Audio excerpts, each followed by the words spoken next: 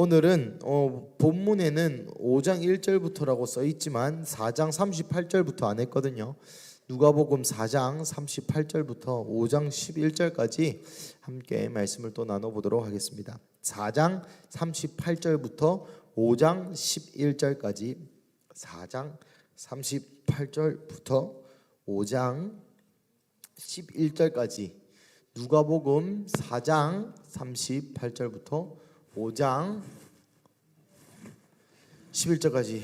저기 마이크 있습니까? 저 왜 피곤해 보이노? 결혼을 앞둔 새 신랑이 좀 얼굴이 밝고 좀 좋아야 되는데 좀 약간 수심이 가득해 보이는 건 기분 탓일까? 기분 탓이에요. 아, 그렇지. 내가 피곤해 보여서 너도 피곤해 보이는 거지. 네. 그렇군요. 자, 함께 읽어보도록 하겠습니다. 그러면 좀 짧게 또 좀 자무니까 38절부터 44절까지 한 템포 읽고 5장 1절부터 11절까지 한 템포 읽고 하겠습니다.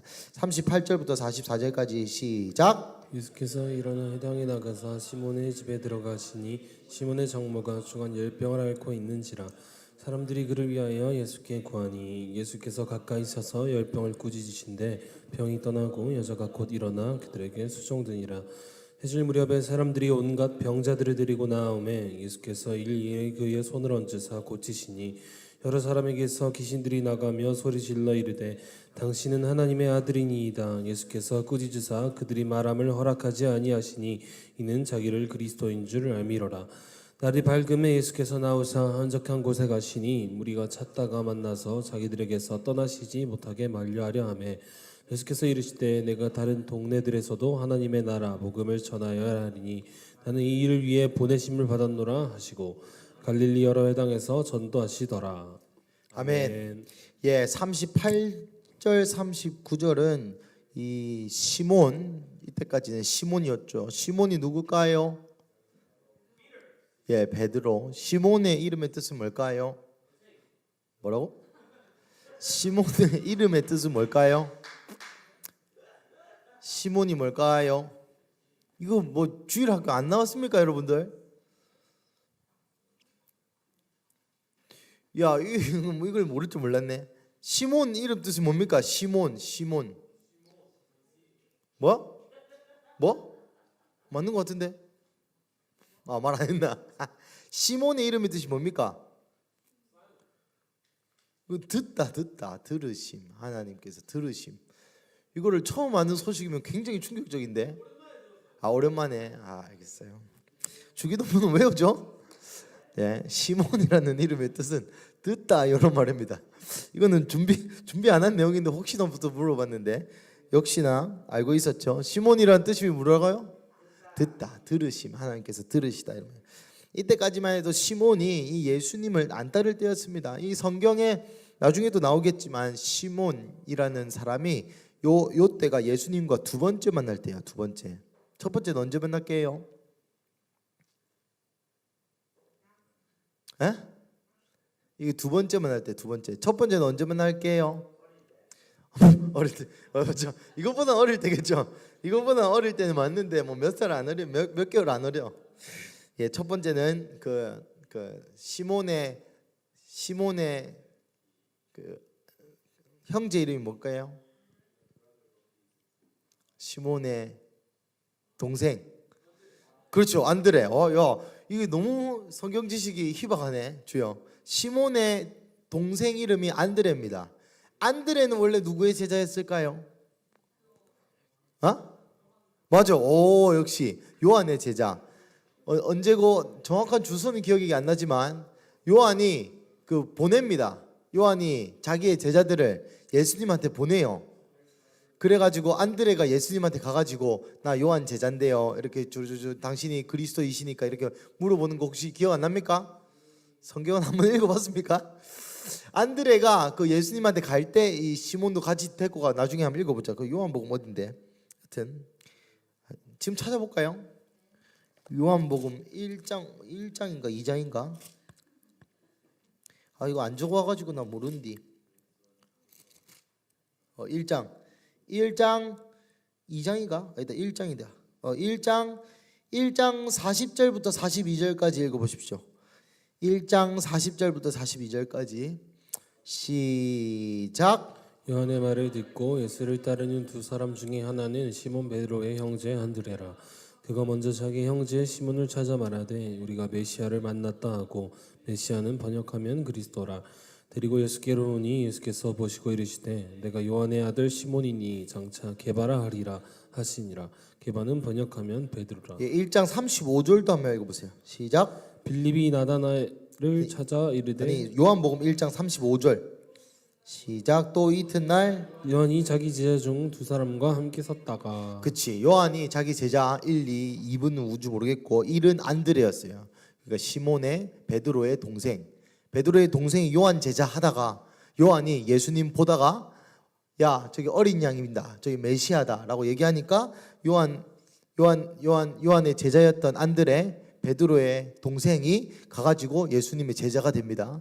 그러고 나서 집에 와가지고 요한 시몬한테 형님 메시아를 봤다, 같이 가자 이래가지고 데리고 갑니다. 데리고 가가지고 예수님한테 소개를 시켜주죠. 예수님 우리 형님입니다. 그런데 예수님이 보자마자 뭐랍니까? 너는 게바다, 베드로다 라고. 이로부터 예수님의 제자가 되기 전까지 한 3년? 아니 1년? 2년 정도 시간이 흐르는데 그때까지 이를 미리 예수님이 예언한 거죠. 요 때가 첫 만남. 오늘 본문이 두 번째 만남. 세 번째 만남이 5장에 나옵니다. 여튼 이렇게 하다 보면은 안 마치겠죠. 빨리빨리 하겠습니다.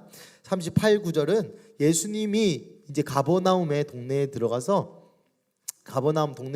시몬의 장모님을 낫게 해주는 장면입니다. 말씀드린 것처럼 이때까지 예수님과 베드로는 시몬은 별로 관계가 없는 사람이었어.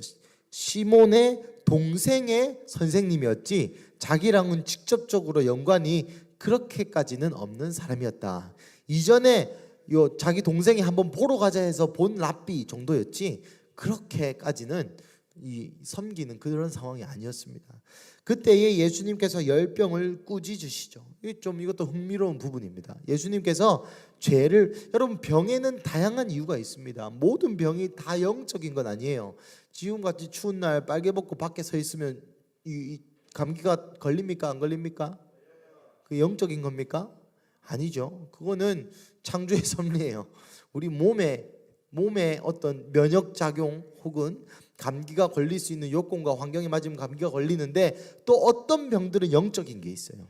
또 어떤 병들은 죄 때문에인 것도 있고, 또 어떤 병들은 그 병 자체가 우리를 공격한 것도 있고, 다양한 어떤 질병의 양상들이 많습니다. 하지만 여기서는 예수님이 그 열병을 꾸짖죠. 그래서 여러분 다음에 치유축사 학교나 또 혹시 자기가 병에 걸린다면 그 병을 한번 꾸짖어 보세요. 야 이 병아 떠나갈지어다.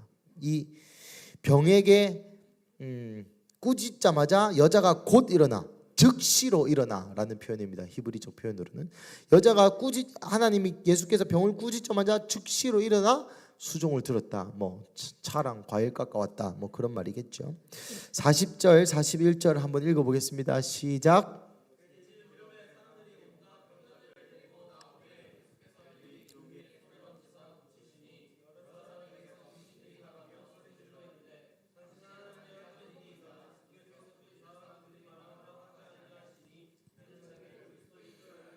아멘. 자, 여러분 보십시오. 여기도 흥미로운 구절입니다. 40절. 그래서 사람들이 유명해졌어요. 베드로의 장모가, 이때같이 베드로 결혼했단 말이죠.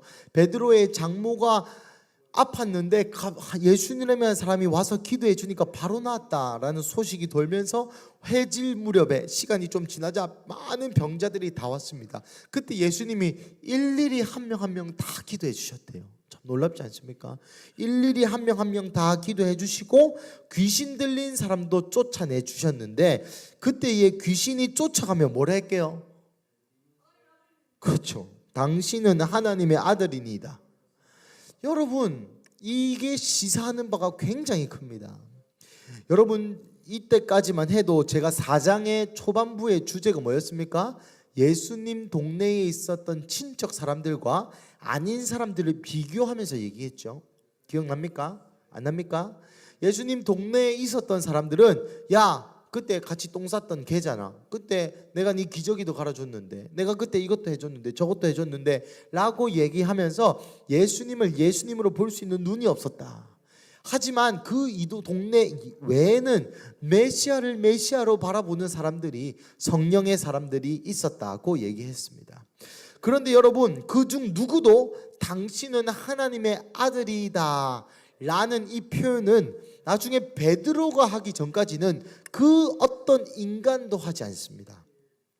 당신은 메시아입니다. 당신은 구원자입니다. 당신은 어린 양입니다. 이런 고백은 많이 하지만 하나님의 아들이라는 것을 예수님이 누차 주장하셨고, 그거에 대해서 고백하면 그것이 신성모독으로 잡혀가는 죄였기 때문에 아마 유대인들도 좀 조심해야지 않았을까라는 생각이 듭니다. 예를 들면 뭐 김정은한테도 뭐 북한의 대통령 이렇게 할 수 있지만, 제가 여기서 우리 수령 동지께서 이러면 바로 그 국가보안법 때문에 이런 거 잡혀가겠죠. 간첩행위로.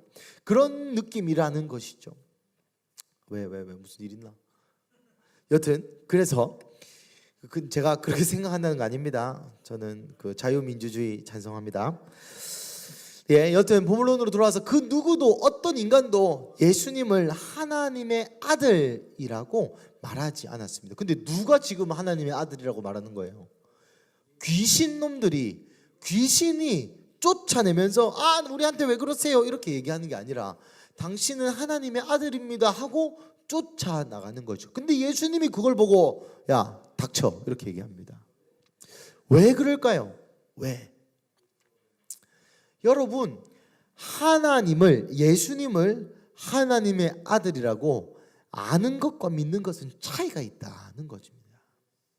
여러분, 사탄으로부터 시작해서 마귀로부터 시작해서 모든 귀신 잡놈들이 예수님이 하나님의 아들인 줄 알아요. 그런데 그것이 나의 신앙과 결부되지 않았을 때에는 귀신이 하나님의 아들인 것을 아는 것과 우리가 예수님이 하나님의 아들이라는 것을 아는 것과 별로 다르지 않다는 거죠. 이거를 지식으로 아는 것과 믿는 것은 확연한 차이가 있다는 것입니다. 두 번째로는 이것이 복음의 핵심이지 않습니까? 예수님께서 하나님의 아들이 되셔서 십자가에 못 박히신 이 복음의 사건이 하나님은 귀신의 입을 통해서 전달되기를 원하지 않으셨어요. 귀신의 입을 통해서 전달되기 원하지 않으실 뿐만 아니라 사람을 통해 동용하고자 하십니다. 42절부터 44절 함께 읽어보겠습니다. 이거 42절 아니네. 5장에 보면, 잠시만, 5장에 보면 이제 사람들을 부르세요. 귀신들이 하나님의 아들입니다 당신은 고백하는 거 닥쳐 해놓고 예수님이 이제는 제자들을 뽑으러 가십니다. 뭐라고? 5장 1절부터 11절까지 제자들을 이제 정호 고맙다. 정신 차릴게. 이제 귀신들의 입을 통해서 그래 복음을 전파하기를 원하지 않으시고 제자들을 통해서 원하신다는 것이 4장 후반부와 5장의 전체적인 큰 맥락입니다. 42절 44절 한번 읽어보겠습니다. 시작. 날이 밝음에 예수께서 나오사 한적한 곳에 가시니 무리가 찾다가 만나서 자기들에게서 떠나시지 못하게 만류하려 하매 예수께서 이르시되 내가 다른 동네들에서도 하나님의 나라 복음을 전하여라 하리니 나는 이 일을 위해 보내심을 받았노라 하시고. 예, 여러분, 날이 밝음에라는 표현은 예수님이 기도하셨다라는 표현입니다. 우리 마가복음 1장 35절 읽어보겠습니다. 마가복음 1장 35절. 마가복음 1장 35절. 좋은 성경에는 여기랑 똑같은 본문이다라는 표시로 마가복음 1장 35절부터 39절까지 말씀이 적혀 있죠. 마가복음 1장 35절 읽어보겠습니다. 시작. 예수께서 일어나 나가 한적한 곳으로 가서 거기서 기도하시더니 시몬. 여기까지. 예수님이 날이 밝음에 한적한 곳에서 나왔는데 뭐하다 나왔습니까? 그렇죠. 여러분, 예수님도 사역 전에 항상 습관을 따라 기도했습니다. 그러니까 좀 1시간 정도는 좀 기도 좀 해라는 것이죠. 예수님도 사역 전에는 기도했습니다. 그러면 우리 또 목수하기 전에 뭐 해야 됩니까? 그렇죠. 자다가 뭐 이래 나가면 안 되고 한 30분이나 깨어서 이거 말씀 좀 보고 하나님 오늘 하나님 힘으로 살아가게 해주세요. 청년님 도와주세요. 요런 시간들이 매우 중요하다는 겁니다. 근데 중요한 게 이걸 안 해요 우리가. 그죠? 하는 사람? 자스민 빼고. 자스민은 이제 전도사니까. 전문 종교인 빼고 하는 사람. 돈 받으면 다 전문 종교인입니다. 전문 종교인 빼고 하는 사람. 그러니까 그래서 우리가 삶에 힘이 없는 겁니다. 여러분 이렇게 쉬운 길이 있습니다. 대박 나중에 보면 이런 거 없습니다. 매일 하나님과의 시간을 가지고 기도하고 말씀 앞에 서고 그런 시간을 하루에 한 30분에서 1시간이라도 가졌을 때 1년 안에 여러분의 인생이 변하지 않는다면 제 손모가지는 좀 그렇고 새끼손가락 손톱 정도는 뽑을 수 있게 해드리겠습니다. 여러분 예수님도 기도했다니까. 근데 우리가 어느 믿음의 사람이라고. 예수님도 사역 전에 매일 한적한 곳에 가서 기도하셨는데 습관을 쫓아서 억지로 억지로는 아니죠. 예수님 억지로 안 했고 나는 억지로 하고. 예수님도 습관을 따라서 오늘 기도 삘이 온다. 오늘 기도 뭐 빨이 온다. 막 기도하고 싶다. 1년에 몇 번 없잖아. 아닙니까? 그래 또 우리 미카엘라나 또 선교사나 이런 분들은 매일 기도하시지만 우리 같은 이 노멀한 인간들은 그러니까 습관을 쫓아서 좀 기도하십시오. 예수님도 사역 전에 항상 습관을 쫓아서 기도했습니다. 우리도 기도해야 된다는 것이죠. 그리고 예수님이 이제 무리가 예수님이 다 해주니까 일일이 기도도 해주고 다 낫게 해주니까 가지 마세요 이렇게 하지만 예수님이 이렇게 얘기하죠. 내가 다른 동네들에서도 하나님 나라의 복음을 선포해야 된다. 하나님 나라의 복음을.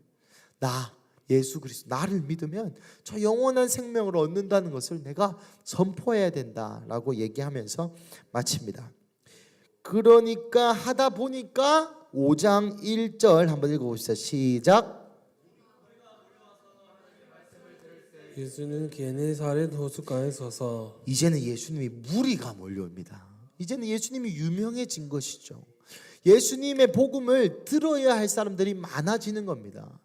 아까 귀신들에게 예수님의 복음을 설파하지 못하도록 하시고 이제는 예수님의 하나님 나라의 복음을 들어야 할 사람들이 많아지니까 이제 예수님이 제자들을 뽑는 것이죠. 제자들을 뽑을 때 어떤 걸 보셨냐, 어떻게 하셨냐가 오늘 설교의 주제이자 5장 1절부터 11절까지의 요지입니다. 2절 3절 한번 읽어보겠습니다. 시작. 호숫가에 배 두 척이 있는 것을 보시니 어부들은 배에서 나와서 그물을 씻는지라. 예수께서 한 배에 오르시니 그 배는 시몬의 배라. 육지에서 조급되기를 청하시고 앉으사 배에서 우리를 가르치시더니. 자, 호숫가에 배 두 척이 있는 것을 보시니 어부들은 배에서 나와서 그물을 씻는지라. 예수께서 한 배에 오르시니 그 배는 시몬의 배라. 다른 배는 누구 배였을까요? 예? 안드레는 시몬 동생이니라 같은 배죠. 다른 배는 누구의 배였을까요? 맞아. 야고보와 또 그죠? 야고보와 요한. 근데 야고보와 요한의 엄마가 있습니다. 야고보와 요한은 형제입니다. 야고보와 요한의 엄마가 누굴까요? 에? 누구였더라? 살로메인가? 살로메였던 것 같습니다. 요 살로메가 누굴까요? 마리아의 친언니입니다. 그러니까 예수님과 요 야고보와 요한은 뭔 관계다? 사촌. 그러니까 요 살로메가 맞나? 기억이 안 나는데 여튼 틀리면 모르겠고 여튼 뭐래요? 여튼 외사촌 들어봐요. 나중에 요 살로메가 예수님한테 이렇게 얘기했잖아요. 천국 가면 우리 언니 사촌 동생 옆에 앉혀도 이렇게 얘기한 사람이 요 여자입니다. 여튼 요 살로메 그러니까 왜 이 얘기를 하느냐? 예수님께서 한 배에 오르시니 그 배는 시몬의 배라. 이 말이 예수님이 사촌 동생들 배에 안 타시고 시몬의 배에 탔다 이 말입니다. 예수님이 사촌 동생들 배에 안 타시고 시몬의 배에 타셨습니다. 왜 그럴까요? 시몬을 제자로 부르기 위해서. 시몬을 이 모든 1장부터 11절은 이 베드로 시몬에 대해서 딱 맞춰져 있습니다. 여러분 스토리라인을 생각해 보세요. 무리가 많아졌습니다. 예수님 제자를 뽑아야겠다는 생각을 하셨습니다.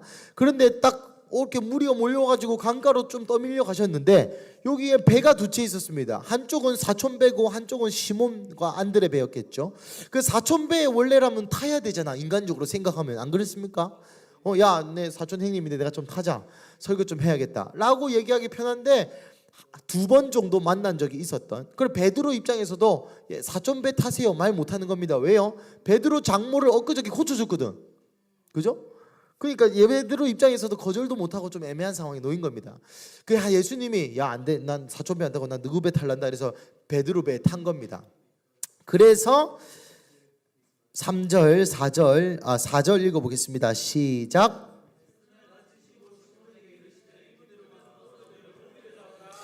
무슨 말씀을 했겠습니까? 예수님이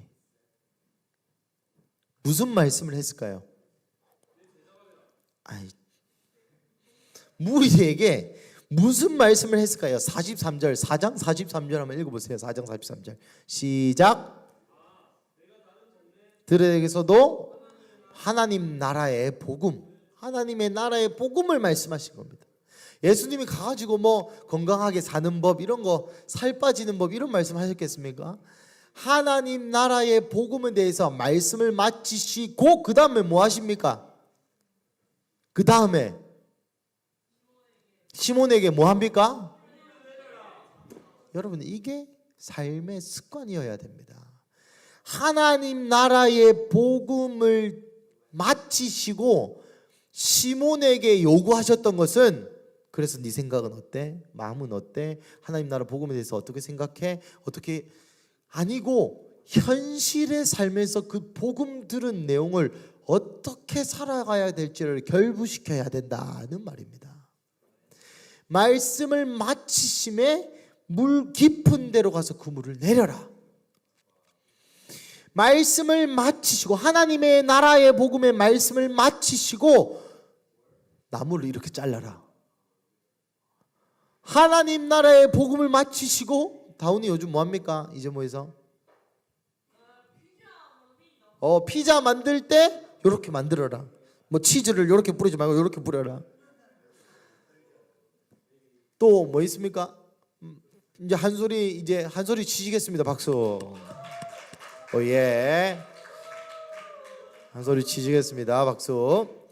이 선박 어떻게 엔지니어 할 때 요렇게 해라 라고 하나님이 직접적으로 삶 가운데 친밀한 곳에 말씀하시는 겁니다.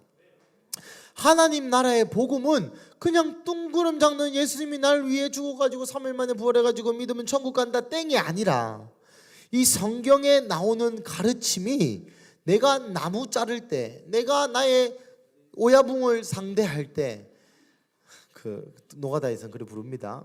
오야지를 상대할 때, 또 뭘 나의 직장 상사를 상대할 때 어떤 마음으로 어떻게 살아가야 할지, 또 박 집사님은 운전하실 때 모든 삶의 영역 가운데 이 하나님 나라의 복음을 어떻게 심겨져서 실제로 살아가야 될지를 말씀하는 분이다라는 것이죠. 그래서 우리 삶 가운데도 예수님이 말씀하십니다. 하나님이 나라의 복음을 말씀하시고 그 복음대로 진흥원에서 어떻게 살아야 될지를 알려주신다라는 거죠. 뭐라고요? 퇴사요? 어떻게 퇴사해야 될지, 퇴사를 해야 될지 말아야 될지 말씀하시는 분이 우리 예수님이시다. 여러분 아시는 것처럼 깊은 데로 내려 고기를 잡으라. 여러분 이건 다 알죠? 5절 읽어보겠습니다. 시작. 시몬이 대답하여 이르되 선생님,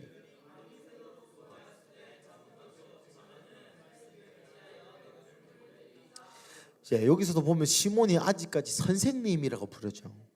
내 동생은 당신을 메시아라고 불렀지만 아직까지 나한테는 당신은 선지자요 선생님 정도다 라고 시몬이 얘기하면서 내가 밤새도록 수고하였대 잡은 것이 없다. 이 시몬이 그죠? 그때 당시에 한 20대 초중반으로 생각합니다. 근데 13세부터 이 사람들은 성인이니까 한 10년 넘게 뱃일을 한 거예요. 그죠? 그러니 10년 동안 요 동네에서 내가 요 물고기 계속 잡았는데 밤새도록 해봐야 잘 안 됐다. 근데 이 말씀에 의지하여 내가 그물을 내려. 여러분, 이 말씀을 주의 말씀 의지하여 깊은 곳에 그물 던져라고 굉장히 믿음 좋은 걸로 보이지만 이거 사실 믿음 좋은 거 아닙니다. 왜 그렇습니까? 내가 죽었기 때문에 이렇게 한번 해준다 이런 거예요. 주님 당신이 주신 말씀이 메시아가 나에게 하신 말씀이고 하나님의 아들이 하신 말씀이 아니고 선생님, 왜냐하면 선생님이라는 예수가 엊그저께 며칠 전에 몇 주 전에 장모님 낫게 해주는 걸 봤거든. 그러니까 쎄빠지게 열심히 했는데 돈을 못 벌었어. 근데 저번에 나에게 기적을 한번 베풀어 줬던 그 선생님이 와서 야 요래 한번 해봐라. 마음 안에 그런 생각이 들었겠죠. 뭐 한다고 되겠나, 뭐 어째 되겠나. 그런데 좀 신통하거든, 믿을만 하거든. 그러니까 그래 한번 해볼게요. 한번 하라 했으니까. 그럼 주 말씀을 의지하여 한다는 말이 말씀 될 걸로 믿으면서 내리겠습니다. 요 말 아닙니다. 이 말 아니에요. 시켜서 합니다. 요 말입니다. 나에게 그렇게 하라고 했기 때문에 내가 할게요 라는 말입니다. 너무 베드로를 깎아내려서 죄송합니다만 이 본문은 제가 읽기로는 그렇습니다. 그래서 말씀에 의지하여 그물을 내렸는데 고기가 심히 많아졌습니다. 여러분, 하나님이 베드로의 인생을 어떻게, 여러분 삶 가운데 실패, 밤새, 근데 여러분 베드로가 밤새 이렇게 했는데 못 잡았다는 말은 베드로가 바보였다 이런 말이 아니라 원래 그렇게 했을 때는 잘 됐단 말입니다. 원래 그렇게 해서 먹고 살고 입에 풀칠도 하고 가브나움에 집도 있고 먹여 살릴 장모도 있고 여러분 결혼을 했다는 것은 신부한테 지참금을 줬다, 그럴 수 있는 능력이 있다라는 말입니다. 요즘 돈으로 들면 한 3천만 원 정도 줘야 됩니다. 그 정도 모을 수 있는 능력이 지가 아빠도 있었고 지도 있었고, 그리고 이스라엘 사회에서는 대대로 어부면 대대로 그냥 어부를 합니다. 그러니까 자기 아빠로부터 대대로 어부의 정석, 1번 어떻게 뭐 한다, 추운 날에 어디서 잡는다, 이런 거 다 배웠겠죠. 그렇게 하는 대로 살았는데도 예수님이 망하게 하셨습니다. 그러니까 여러분의 삶에서 망하는 경험이 있다면 그것은 기회입니다. 여러분이 하던 대로 계속 했는데 망했다? 하나님이 여러분을 부르시는 겁니다. 어떻게 해요? 깊은 곳에 그물을 던지도록. 여러분, 깊은 곳에 그물을 왜 던집니까? 이 겨울에. 여러분, 밤에는 어차피 뭐 낚시하시는 분들에 의하면 밤에는 물고기가 위로 안 올라옵니다. 그렇다 하더라고요. 저 낚시 안 해봐서 모르겠습니다. 맞습니까, 상혜집사님? 밤에는 물고기가 위로 안 올라옵니다. 다 밑에 처박혀 있죠. 그 잘 안 잡히지도 않습니다. 이렇게 두 배가 만선이 될 때까지 안 잡힙니다. 그런데 하나님이 시키셨고 그 말씀을 의지하는 마음으로 했는데 됐습니다. 근데 여러분, 여기서 중요한 건 요 기적이 아닙니다. 여기서 이 본문이 얘기하는 하이라이트는 그래서 하나님 시키는 대로 했는데 물고기를 많이 잡았다, 요 주제 아닙니다. 뭐가 주제냐면 7절 한번 읽어보겠습니다. 시작. 이에 다른 배에 있는 동무들에게 손짓하여 와서 도와달라니 그들이 와서 두 배의 차움에 잠기게 되었더라. 뭐 153 기억나죠? 모나미 153마리 기억납니까? 그죠? 153마리가 잡혔죠. 8절 9절 읽어보겠습니다. 8절 읽어보겠습니다. 시작. 시몬 베드로가 이를 보고 예수의 무릎 아래 엎드려 이르되 주여 나를 떠나서도 나는 죄인이로소이다. 요게 본문의 포인트입니다.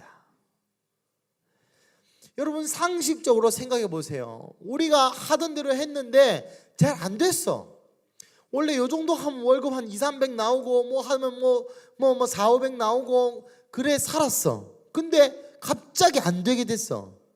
그런데 예수님이 뿅 나타나더만 야 이거 한번 해봐라 해가지고 직종을 바꿨는데 대박이 났어.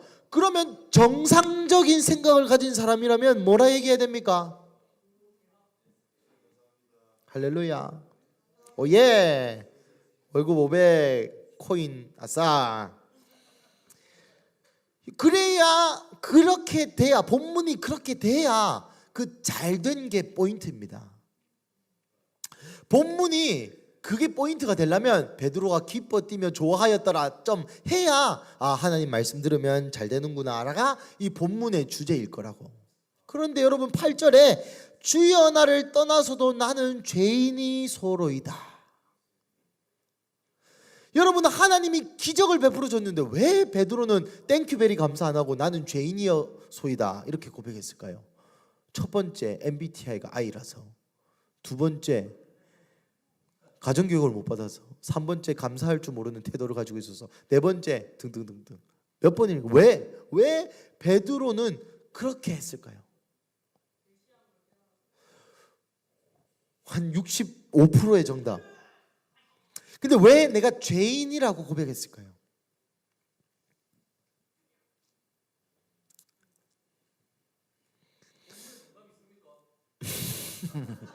너무 당당하게 물어보니까 좀 그렇네. 한번 생각해 보세요. 여러분 인생에 예수님 찾아왔어. 근데 어떤 시나리오가 있어야 만약에 그렇게 했을 때 잘 됐을 때 여러분이 나는 죄인입니다라고 고백할까? 뭐라고? 의심했을 때. 맞죠? 맞아요. 또 어떤 결과, 어떤 시나리오가 있어야 베드로가 예수님 축복해 준 거잖아. 그렇지 않아요? 예수님이 하루 죽 썼는데 야 열로 해봐라. 좀 아리까리한데 그래 뭐 시키니까 해볼게요 했는데 우와 잘됐다 체스 오예 예수님 감사합니다 땡큐베리 감사. 나 장모님도 남게 해주시고 낫게 해주시고 당신은 짱입니다 라고 고백해야지. 맞잖아. 아닙니까? 내가 이상합니까? 그럼 왜 어떤 시나리오가 있어야 베드로가 나를 떠나십시오 나는 죄인입니다 라고 고백할 수 있을까요? 뭐라고요?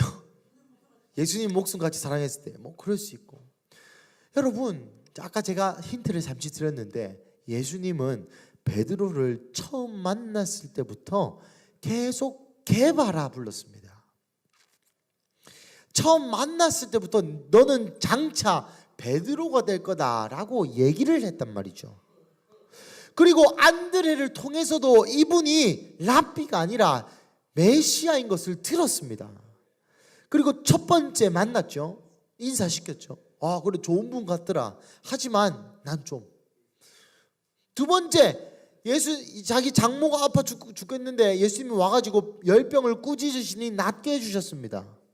그러면 그 기적을 맛본 베드로라면 예수님 진짜 메시아일 거였노. 저번에 만났을 때 안드레가 내 동생이 이렇게 얘기한 거 나 진짜 못 알아차렸습니다. 죄송합니다 라고 안 하고 그때까지도 여전히 그냥 좋은 분, 선지자, 능력이 있는 분이라고 생각했습니다. 세 번째 이제 베드로에게 예수님이 기적을 베풀자 베드로는 말씀 앞에 내가 누군지 발견하게 됩니다.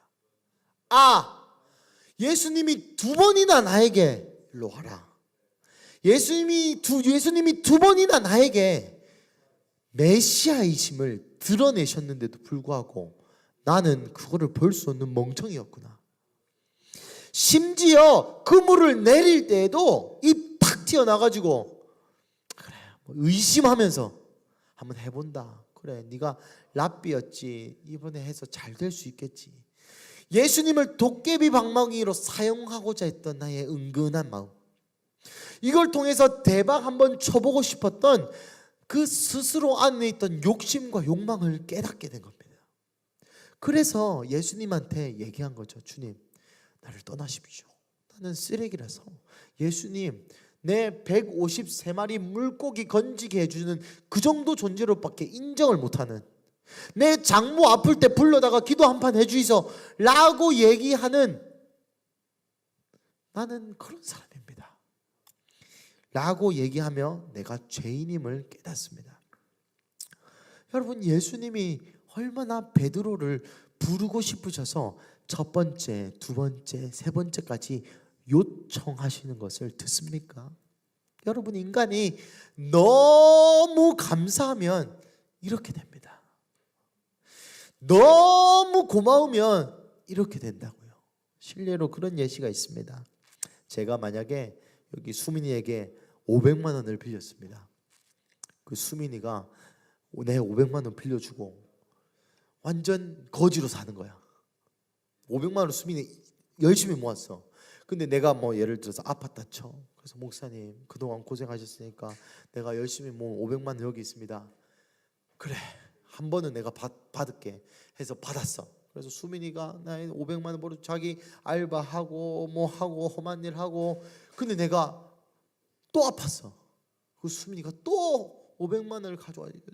목사님 이거 저 결혼하려고 모아둔 돈인데 그럼 제가 받겠습니까? 오, 땡큐베리 감사. 그러겠습니까? 어떠한 사람에게 극도로 감사할 때 인간의 표현은 죄스러워지는 것 같은 마음이 있습니다. 마치 베드로가 느꼈던 것과 비슷한 것이죠. 이것은 인간적인 이런 레벨의 차원에서 죄인이 아니라 예수님을 아까 말했던 것처럼 메시아로 볼 수 있는 눈이 있었고, 그 메시아를 첫 번째, 두 번 무시하고 나아가 그 메시아의 말씀을 의지하고, 또한 그 메시아를 은근히 이용해 먹고 있던 나의 모습을 발견할 때 베드로가 이런 고백을 드린 것이죠. 나를 떠나소서, 나는 죄인이로소이다. 그래서 베드로가 만선한 이 사건은 그냥 하나님 말씀 들으면은 네 생각, 네 짬밥, 네가 열심히 하는 일 그거 다 때려치고 하나님 시킨 거 하면은 이전보다 더 잘 된다, 요런 기복주의의 신앙에 입각한 본문이 아니라 그 만선을 통하여서 메시아를 발견할 수 있게 되는, 내가 하나님 아들이다, 내가 말하면 물고기도 움직인다, 내가 말하면 병도 떠나가고, 내가 나는 그런 사람이다 라는 것을 스스로 계시하시는 본문이 바로 이 베드로의 만선한 사건입니다. 여러분, 복음은 삶입니다. 그 부르심 앞에 교만했던 베드로의 마음을 삶의 정중앙에서 깨트리신 게 예수님이십니다. 그냥 피상적인 나 예수님이니까, 나 하나님 아들이니까 나를 믿어라가 아니라 베드로가 일하고 있는 그 정중간에 오셔서 예수님 복음을 선포하시는 것이죠. 예수님이 누구신지 드러내시는 겁니다. 좀 어렵죠? 이렇게 표현해 볼게요. 직장 생활 가운데 상사와 문제가 있는 그 순간에 예수님이 우리에게 나타나셔서 내가 얼마나 너를 사랑했는지 보여주시는 것과 똑같은 겁니다. 직장 가운데 내가 미워 죽겠는 그 놈, 그 니은을 보면서 열받고 있는 내게 누군가 카톡으로 내가 지울 수 없는 상처를 주었던 그 사람이 누구야? 내가 기도하는데 이런 마음이 들었다. 하나님이 너 용서하란다. 사실 내 마음이 용서하기 쉽지 않았지만 나랑 너 다시 잘 지내보고 싶어. 용서해주고 싶어. 다시 만나자, 밥 먹자 라는 메시지를 받은 것과 똑같은 충격이라는 것이죠. 그 메시지를 받고 그 열받게 하는 직장 상사를 보면 여러분 똑같은 마음이겠습니까? 여러분, 복음은 이런 능력이 있습니다. 복음은 그냥 예수님이 돌아가셔서 그런 이야기가 아니라 이 복음 자체에 능력이 있다는 것이죠. 이 복음 자체에 우리의 삶에 직접적인 영향을 끼칠 수 있는 능력이 있는 것이 예수님의 복음입니다. 그리고 나서 예수님이 이렇게 얘기하죠. 10절 읽어보겠습니다. 시작. 10절 시작.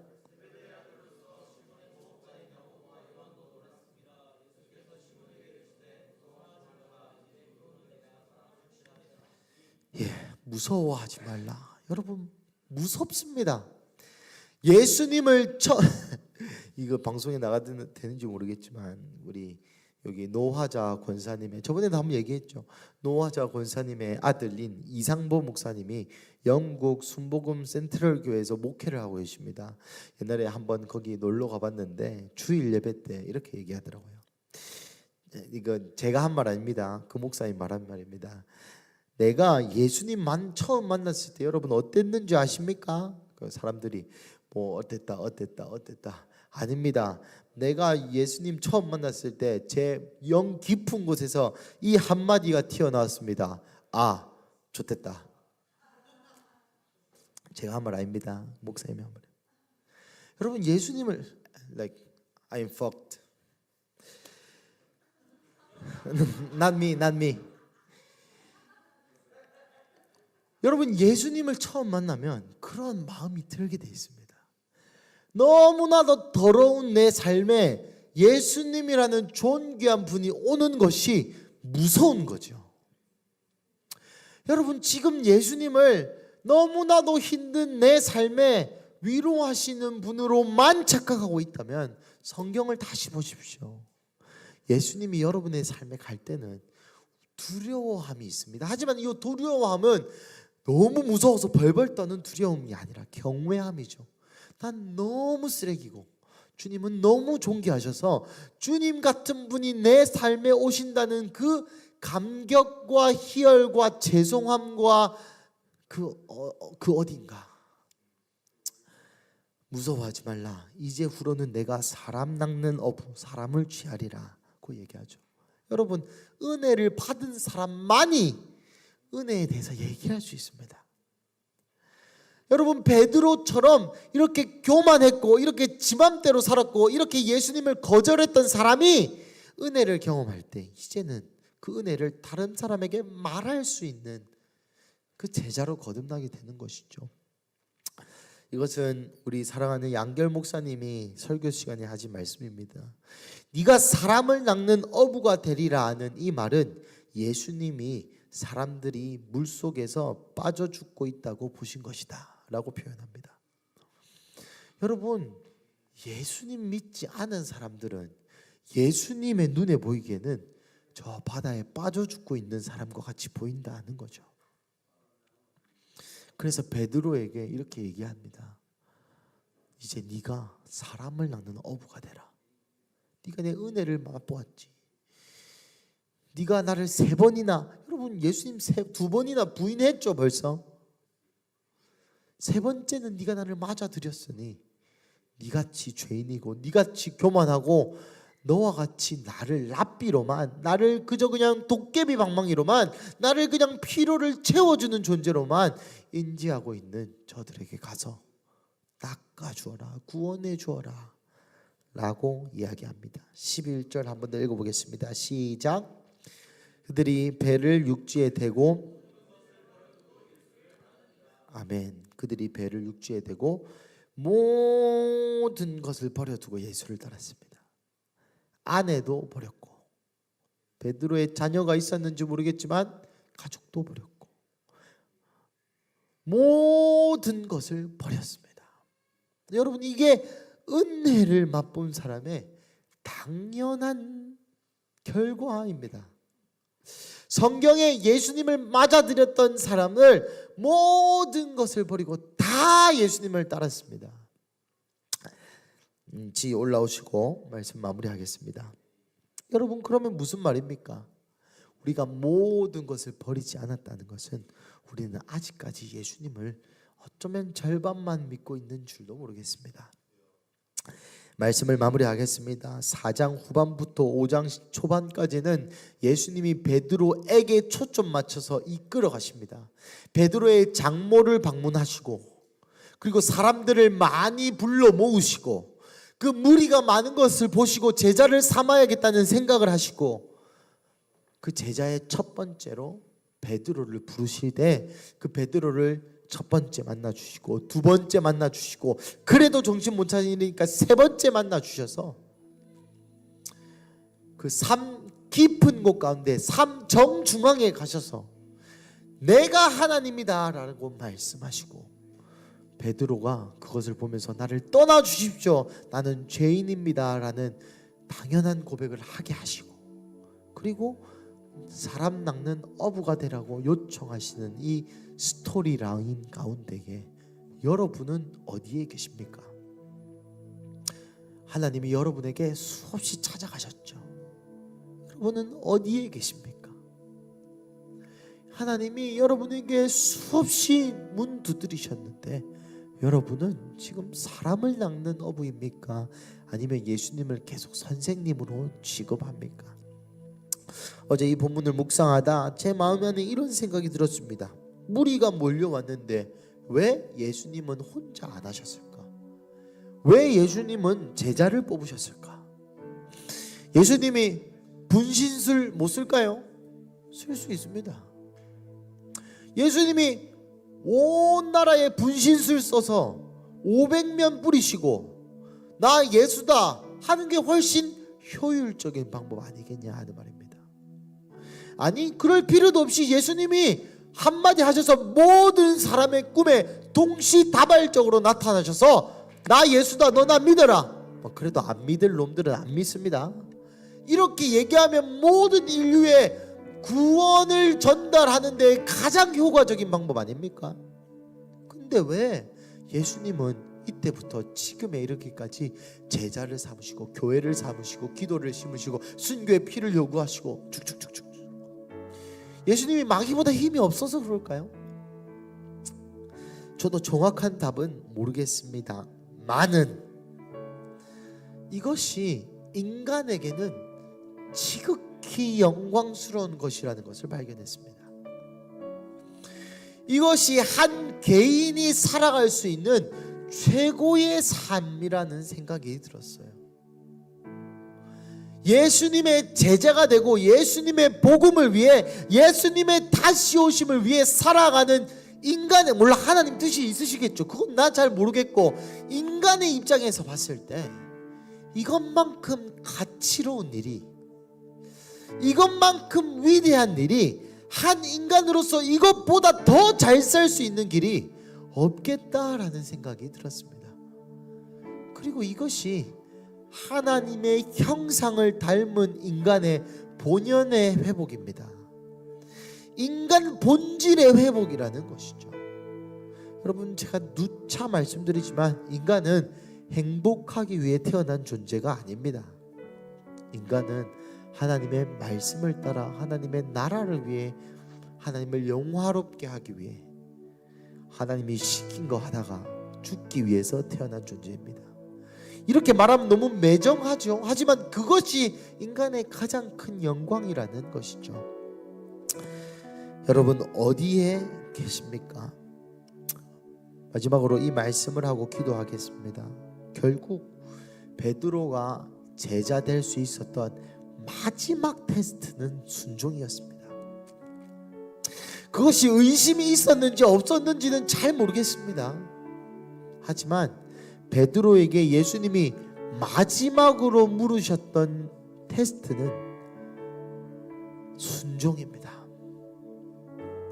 말씀을 듣고 느낀 바가 있고 눈물을 흘리고 결심을 한 것으로는 충분하지 않습니다.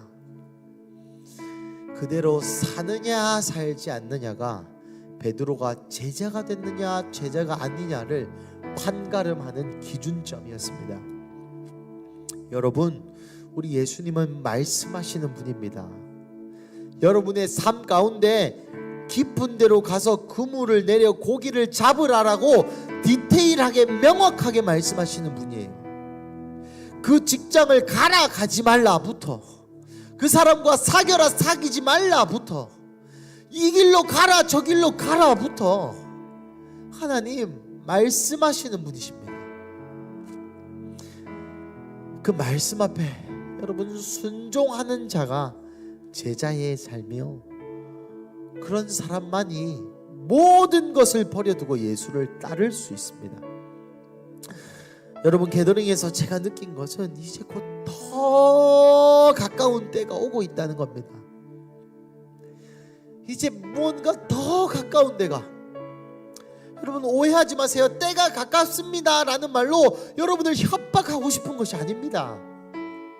그냥 많은 사람들이 느껴지기에 그렇게 느껴지고 있다는 사실을 얘기하는 것이에요. 하지만 저는 여러분의 목사로서 여러분이 이 때에 맞는 자가 되기를 축복합니다. 그냥 흘러가는 대로 정신 놓고 멍하게 삶을 흘려 떠내려 보내지 마시고, 오늘 본문의 말씀처럼 하나님이 나에게 무엇라 하시는지를 잘 먼저는 좀 듣고 그 말씀하시는 대로 살아가는 그러한 삶 사시기를 간절히 축복합니다. 그래서 사랑하는 가족 여러분, 여러분 가운데 누군가는 지금의 삶이 실패의 때일 수 있습니다. 축복합니다. 주님이 여러분을 부르시는 그때입니다. 여러분의 삶에 예수님이 방문하였는데 여러분이 거절했던 사람이 있을 수도 있겠습니다. 또 다른 기회를 오늘 말씀을 통해서 여러분에게 예수님이 주고 계신 것입니다. 사랑하는 가족 여러분, 우리가 무엇을 위해 살아갑니까? 하나님의 나라의 복음을 듣고 그대로 순종하며 살고 저기 물에 빠져 있는 예수님의 자녀들을 구원하는 이 사역에 이 본문으로 다시 한번 예수님께서 여러분에게 동참하기를 요구하신다는 것이죠. 여러분 한 명의 삶을 건설하기 위해 잘 먹고 잘 살고 일하고 돈 벌고 결혼하고 애 놓고 죽는 것이 여러분의 삶의 목적이 아니라 하나님이 하라고 하시는 것을 이루어 하나님을 영화롭게 하는 삶으로 다시 여러분들을 초청하고 계신다는 감동이 있습니다. 이 질문 앞에 여러분 기도하십시다. 여러분이 각자 다 다른 시기에 있을 것이라 저는 생각이 듭니다. 어떤 사람들한테는 이 말이 무슨 말인지도 모르는 사람들이 있을 것이고, 어떤 사람들에는 이 말이 찔림이 있는 사람들이 있을 것이고, 어떤 사람에게는 이 말이 응원의 말인 사람들도 있을 것이고, 어떤 사람에게는 이 말을 듣는 순간 내가 실제 해야 될 행위가 어떤 것인지를 깨닫는 사람도 있을 것이라고 생각이 듭니다. 그 가운데 여러분 반응하세요. 하나님, 내 마음 안에 이런 감동이 있습니다. 하나님, 나에게 이렇게 말씀하시니 감사합니다. 하나님, 내가 이 방향으로 달려가겠습니다. 하나님, 나는 죄인입니다. 나를 떠나주시옵소서. 하나님, 한 번만 더 기회를 주세요. 하나님, 나 이렇게 살고 싶지 않습니다. 하나님, 갖가지 기도 제목을, 갖가지 마음을 주님께 올려드리면서 함께 기도하시겠습니다. 기도하시겠습니다. 사랑하는 하나님, 이 시간 기도합니다. 사랑하는 예수님, 다시 한번 우리의 마음에 찾아오셔서, 우리의 인생에 찾아오셔서 말씀하시니 감사합니다. 하나님, 예수님의 이 말씀이 오늘 우리에게 들려질 때에 하나님 반응하는 우리 청년교회 되게 하여 주시옵소서. 하나님, 이 물고기를 보면서 기뻐하고 좋아하고 벌어 들어오는 돈을 보면서 기뻐하고 좋아하는 것이 아니라, 하나님, 나는 죄인입니다. 나를 떠나 주십시오. 주님을 무시하고 주님을 무시하였던 나의 인생에 주님, 나는 감당하기가 벅차옵니다 라고 고백할 수 있는 하나님을 경외하는 마음, 하나님, 매 예배 시간마다 졸고 피곤하다고 핑계대고 잘 모르겠다, 잘 안된다라고 계속 변명으로 일관했던 주님, 나의 삶에 주님 모시기도 부끄럽습니다. 하지만 주여, 오늘 다시 말씀을 통해 내 사람을 낚는 어부가 되라는 주님의 음성을 듣고 다시 한번 예수를 위해 모든 것을 버려두고 따를 수 있는 그 기회를 허락하시며 주님 감사합니다. 하나님, 나의 삶 한가운데 그 깊숙한 곳에 오셔서 하나님, 우리에게 깊은 곳에 물을 내리라 하고 말씀하시니, 내가 메시아다, 내가 하나님이다, 내가 하늘과 땅의 주인이요 내가 예수다 라고 말씀하여 주시니 감사합니다. 하나님, 이것이 우리의 설교 시간에 주일에만 들려지는 말씀이 아니라 내 삶 그 깊숙한 공간에서, 나의 남자친구 여자친구와의 관계에서, 나의 직장생활의 관계에서, 나의 일하는 일의 현장에서, 하나님, 내가 하는 말에서, 내가 하는 육아에서, 내가 하는 그 모든 일에서 하나님이 하나님 되심을 드러내 주시옵소서. 그래서 주님, 내가 다시 한번 예수를 따를 수 있는 기회를 여러분 반응하면서 기도하십시오. 이 시간 예수님이 여러분 앞에 다시 한번 말씀하십니다. 여러분의 배에 예수님이 타시고 지금 천국의 복음을 말씀하시고 여러분에게 무엇라 말씀하시는지 들어보십시오. 그리고 그 들리는 음성에 반응하십시오. 이 시간 너무 자지 마시고 좀 깨워서 기도하십시오. 상투적으로 방언하지 마시고 여러분의 배에, 나의 인생의 배에 예수님이 타셨습니다. 그 예수님이 천국의 복음을 나에게 전파해 주시고 우리에게 하시는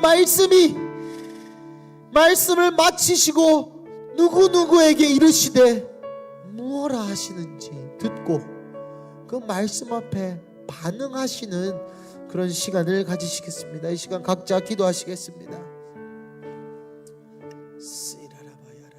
주님, 내 인생의 배에 오셔서 감사합니다. 하나님 나라의 복음을 전파하시고 하나님 나라의 복음을 전파하시고 하나님 나라의 복음을 전파하시고 우리의 삶 가운데 예수에 대해서 다시 한번 하나님께서 전파하시고 이제 그 하나님이 우리에게 무엇을 하시는지 듣길 원합니다. 깊은 데로 가서 그물을 내려 고기를 잡으라. 직장을 그만두고 나와라. 직장을 더 다녀라. 그 사람에게 사과해라. 그 사람에게 얼마를 주어라. 직장 생활의 이 부분은 거짓이지 않느냐, 그러지 말아라.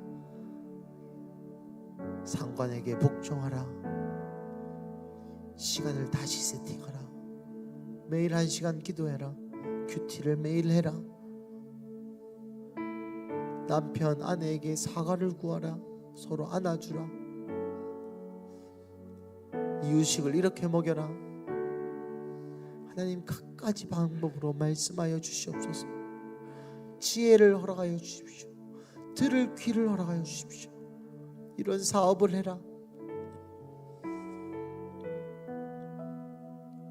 쇼라라 야라라 바바바시 쇼로로로로 야라라바야 시나라라라 야라라바. 하나님, 우리가 변명하지 않겠습니다. 소로로로 야라라바 야라라 쇼타라라바 야라라바 야라바라바라라 시라라바 야라라 시라라바.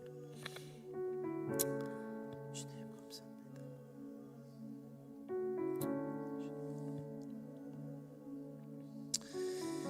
그리고 한 번 더 기도하십시다. 그 말씀이 여러분에게 정죄일지 정죄하지 않으시죠, 예수님. 그 말씀이 여러분에게 어떤 의미인지 제가 모르겠으나 그 모든 말씀의 결론은 모든 것을 버려두고 예수를 따르는 삶입니다. 여러분의 그 말씀을 의지하여 삶을 사시길 축복하지만 그것이 단회성으로 한 번 그러고 마는 삶이 아니라 여러분의 인생이 예수를 모든 것을 버려두고 따르는 삶이 되기를 원합니다.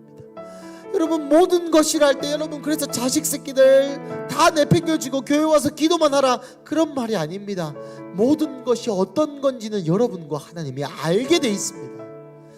그 모든 것이 어떤 사람에게는 돈이고요, 어떤 사람에게는 자기의 쪽팔림이고요, 어떤 사람에게는 남자친구 여자친구고요, 어떤 사람은 자신의 편안함이고, 어떤 사람에게는 노후고, 어떤 사람에게는 인정받음이고 명예고, 다 다릅니다. 하지만 그 하나님께서 여러분에게 말씀하시는 그 모든 것이 무엇인지 생각해 보시고 그 모든 것을 다시 한번 예수님께 드리는 시간 가지시겠습니다. 우리 함께 기도하시겠습니다. 기도하시겠습니다. 하나님, 이 시간 기도합니다. 하나님, 이 시간 여러분 좀 소리를 내서 기도하세요. 너무 조용히 입을 닫고 있으면 잠이 스스로 옵니다. 여러분 소리를 내서 함께 주님 앞에 주님 이것을 드립니다, 저것을 드립니다 라고 고백하며 기도하겠습니다. 기도하시겠습니다. 하나님, 이 시간 기도합니다. 하나님, 나에 있는 돈을 주님께 드립니다. 주님, 나에게 있는 모든 것을 주님께 드린다고 고백을 하지만 사실상 그러지 못하고 있는 나의 인생을, 하나님, 나의 특별히 시간을 주님께 드립니다. 너무 분주하여 하나님께 드릴 시간이 없다고 변명하고 있는 나의 삶을 용서하여 주시고, 하나님, 나의 모든 것을 주께 드리오니 주여 받아 주시옵소서. 하나님 내 게으름을 정당화하지 않겠습니다. 하나님 나의 육체의 정욕을 정당화하지 않겠습니다. 하나님 나의 명예 욕구를 정당화하지 않겠습니다. 나의 인생의 모든 흘러가는 시간을 정당화하지 않겠습니다. 하나님 예수님 다시 한번 우리에게 기회를 주십시오. 하나님 오시기에도 부족한 나를 떠나소서 나는 죄인이로소이다라고 고백하였던 베드로의 고백이 내 인생 내 배의 고백일진데, 하나님 나의 인생이 이러한 식으로 계속해서 이끌려가지 않도록 주님 우리의 인생을 도와주시옵소서. 우리의 인생을 도와주시옵소서. 우리의 인생을 도와주시옵소서. 소라라야라라마마 시노노노라라야 키타로로라야라라바야라라쇼 소마마야라라라야라라 수이라라야라라 카라라바야라라스 쇼토로라야라라마마마 소라라야라라마마 소라라야라라마야라라바야라리 쇼로로로야라라야라라바바바바바바바. 여러분 더 기도하세요. 더 기도하세요. 더 깊은 곳 가운데 역사하시는 하나님과 소통하고 기도하시길 축복합니다. 시라라야라라야라라라 쉬나나나나마마마야라라바바바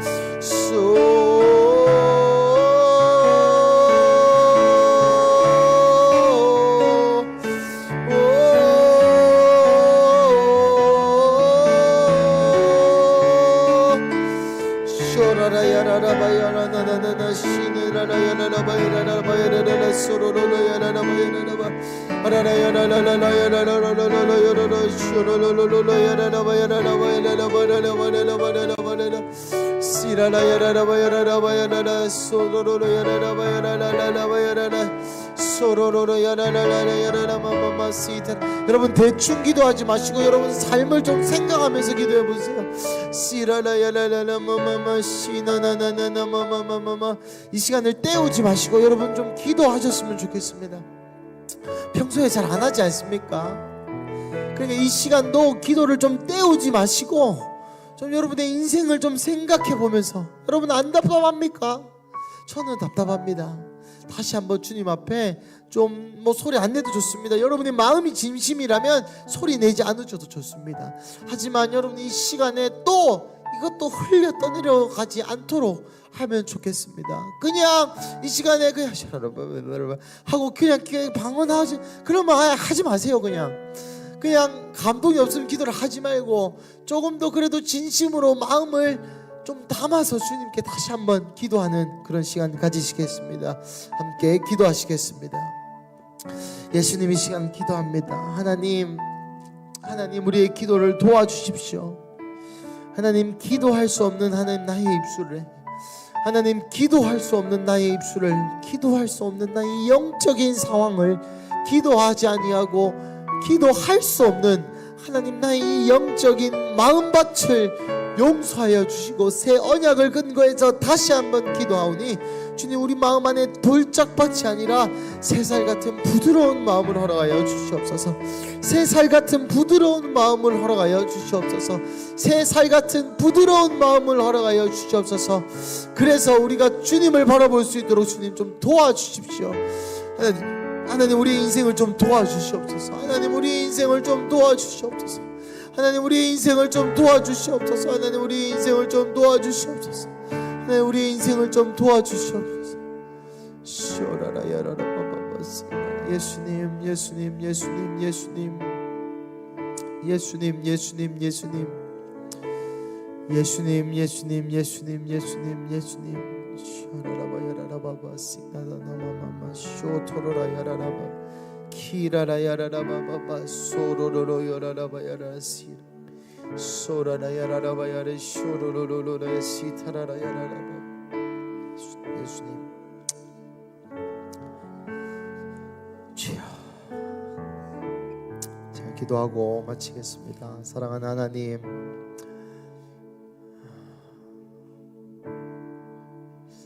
우리를 하나님의 그 원대한 계획 안에 초청하시니 감사합니다. 하나님, 그냥 그저 그런 인생을 살아갈 수밖에 없었던 내 인생 가운데, 나의 인생의 배 가운데 주님 오셔서 하나님 나라의 복음을 전파해 주시고, 내 인생의 배 가운데 오셔서 나의 인생을 지도하시고 나의 인생을 가이드하여 주시니 주님 감사합니다. 하나님, 저도 이 베드로처럼 수없이 주님이 방문해 주셨지만 거절하고 또 거절한 나의 영적인 상황, 하나님, 이 말씀을 듣는 시간조차 졸리고 잠오고 아무 생각이 없는 하나님 나의 마음, 하나님, 내 인생 내일부터 그냥 또 하던 대로 그대로 관성의 힘에 못 이겨 살아가는, 이 흘려 떠내려 가는 것과 같은 내 인생 가운데 하나님 임하여 주시옵소서.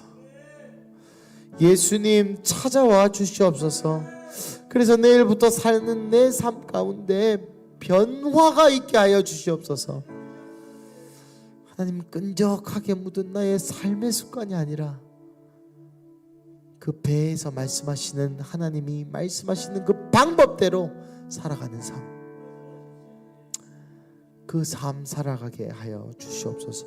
하나님, 우리의 청년교회 가운데 실패의 때에 있는 자들에게는 구원의 소식을 들려주시고, 우리 청년교회 가운데 변화의 시즌이 있는 자들에게는 다시 한번 하나님의 나라를 위해 살 수 있는 기회를 허락하시며, 하나님, 하나님과 함께 걸어가는 인생 살게 하여 주시옵소서. 주님 감사합니다. 이 모든 말씀 살아계신 예수님의 이름으로 기도드렸습니다. 아멘.